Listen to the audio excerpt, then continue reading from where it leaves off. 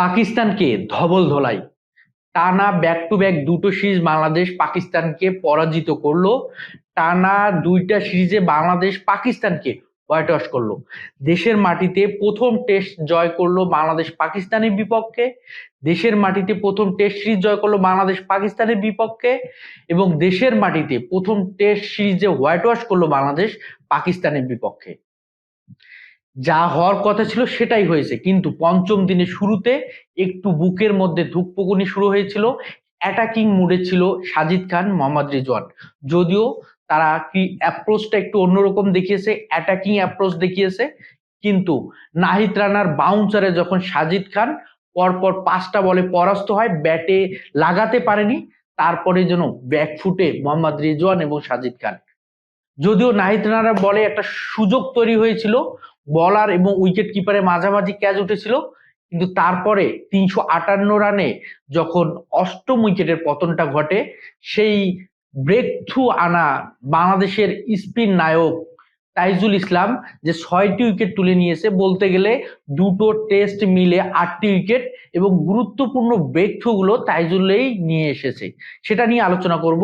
কিন্তু সেখানে যখন 358 রানে অষ্টম উইকেটের পতন ঘটে এবং সাজিদ খান যখন স্লিপে ক্যাচ তুলে দিয়ে আউট হয়ে যান, মোহাম্মদ রিজওয়ানের মতো অভিজ্ঞ ক্রিকেটার আর পারেনি দলীয় রানটাকে বাড়াতে। 358 রানে নবম উইকেটের পতন, 358 রানের দশম উইকেটের পতন, এবং মোহাম্মদ শরীফুলের অফ স্টাম্পের অনেকটা বাইরের বল ব্যাটে এজ হয়ে যেভাবে গালিতে ক্যাচ তুলে দেন এবং 94 রানে আউট হয়ে যান মোহাম্মদ রিজওয়ান। তো এই টেস্ট সিরিজ জয়ের মধ্য দিয়ে আইসিসি টেস্ট চ্যাম্পিয়নশিপে বাংলাদেশ 5 নম্বরে অবস্থান করতেছে।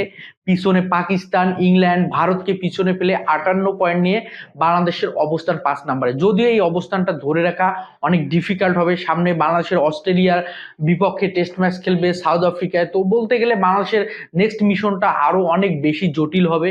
সেখানে বাংলাদেশের ক্রিকেট অ্যাপ্রোচটা আরো ভালোভাবে প্রদর্শন করতে হবে, এবং বাংলাদেশ যেভাবে প্রতিটা সিরিজে নিজেদেরকে মেলে ধরতেছে, ক্রিকেটের যেভাবে ডেভেলপ করতেছে বাংলাদেশকে নিয়ে যেভাবে তুচ্ছ-তাচ্ছিল্য করা হয়, বাংলাদেশকে যেভাবে ডমিনেট করা হয়, সেই জায়গাগুলো থেকে কিন্তু প্রতিপক্ষ এখন ওভাবে আর ডমিনেট করতে পারবে না। বাংলাদেশ প্রতিপক্ষকে ডমিনেট করতে পারে।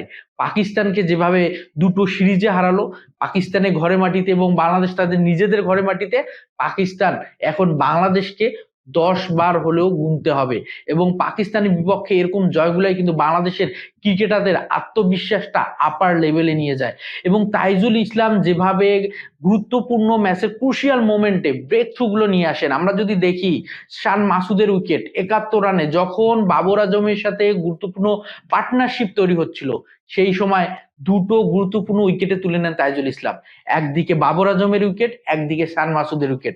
আবার যখন 134 রানে পার্টনারশিপ তৈরি হয়েছিল সালমান আলী আগা এবং মোহাম্মদ রিজওয়ানের মধ্যে, সেই সময়ও সালমান আলী আগাকে ক্লিন বোল্ড করে ব্রেক থ্রু নেন তাইজুল ইসলাম।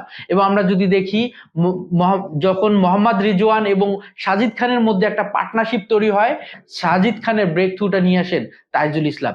প্রথম টেস্টের দিকেও যদি আমরা খেয়াল করি, গুরুত্বপূর্ণ পয়েন্ট গুলাতে, গুরুত্বপূর্ণ পজিশন গুলাতে এবং গুরুত্বপূর্ণ সময়ে গুরুত্বপূর্ণ উইকেট গুলো তুলে নেন তাইজুল ইসলাম। তো তাইজুল ইসলাম দেশের মাটিতে কতটা ভয়ঙ্কর হয়ে উঠতে পারেন এবং কতটা ভয়ঙ্কর রূপ দেখাতে পারেন, সেটা কিন্তু বারবার প্রমাণ করে যাচ্ছেন তাইজুল ইসলাম, এবং প্রতিপক্ষকে বড় একদম দারুণ একটা কঠিন চ্যালেঞ্জের মুখে ফেলতে পারেন তাই। তো বাংলাদেশ ক্রিকেটের জন্য অবশ্যই স্বস্তির খবর, 5টা টি-20 সিরিজ, সেখানে 4টিতে জয়, এবং 5টি ওয়ানডে সিরিজের মধ্যে 3টিতে বাংলাদেশ জয়লাভ করে। এবং আমরা যদি দেখি টেস্টে 5টি টেস্ট সিরিজের মধ্যে 4টিতে বাংলাদেশ জয়লাভ করে, এটা বাংলাদেশের ক্রিকেটের জন্য অনেক বড় স্বস্তির খবর। এবং বাংলাদেশের ক্রিকেটারদের এরকম সাফল্যের পিছনে এবং বাংলাদেশের ক্রিকেটের এরকম সফলতার পিছনে অবশ্যই যাদের অবদান না বললেই নয়, স্পিন কোচ মুস্তাক আহমেদ, এবং অপরদিকে বাংলাদেশের ব্যাটিং কোচ সালাউদ্দিন আহমেদ, এবং বাংলাদেশের ব্যাটিং টেকনিক্যাল কোচ যে মোহাম্মদ আশরাফুলকে অবশ্যই তাদের যে গুরুত্বপূর্ণ যে দায়িত্বগুলো এবং তাদের যে টেকনিক্যালি তারা যে খেলোয়াড়দের যে জায়গাগুলো ডেভেলপ করেছে সেরা প্রপারলি ভাবে বাংলাদেশের খেলোয়াড়গুলো সেই জায়গায় প্রপারলি এক্সিকিউট করতে পেরেছে বলেই বাংলাদেশ সেই সফলতাগুলো পেয়েছে, বাংলাদেশের ক্রিকেটাররা সেই সফলতাগুলো পেয়েছে। বাংলাদেশ এরকম স্পোর্টিং উইকেটে খুব ভালোভাবে যে ক্রিকেটটা খেলতে পারে, রপ্ত করতে পারে এবং বাংলাদেশ স্পোর্টিং উইকেটে যে নিজেদের ক্রিকেটের সৌন্দর্যটা তুলে ধরতে পারে, নিজেদের প্রতিভাটা আরো ভালোভাবে কাজে লাগাতে পারে, সেটা কিন্তু একদম আগের বারবার যে কথাগুলো হতো বাংলাদেশ ধান খেতে খেলে অভ্যস্ত, বাংলাদেশ স্পিন সহায়ক উইকেট না হলে বাংলাদেশ ভালো কিছু করতে পারে না, বাংলাদেশের উইকেটের উপরে ডিপেন্ডেবল হতে হয় ম্যাচগুলোর রেজাল্টগুলো নিজেদের করে নিতে, এটা পুরোপুরি একটা মিথ্যা কথা, বানোয়াট কথা। সেটা আবারও এই স্পোর্টিং উইকেটে যখন মিরপুরের মাটিতে টনি হ্যামিং এর গুরুত্বপূর্ণ এই স্পোর্টিং উইকেট তৈরি করার ক্ষেত্রে সেটা নিয়ে অনেক ধরনের আলোচনা হয়েছে, সেটা নিয়ে তিনি যে ধরনের ভাবে উইকেটের পরিবর্তন এনেছেন।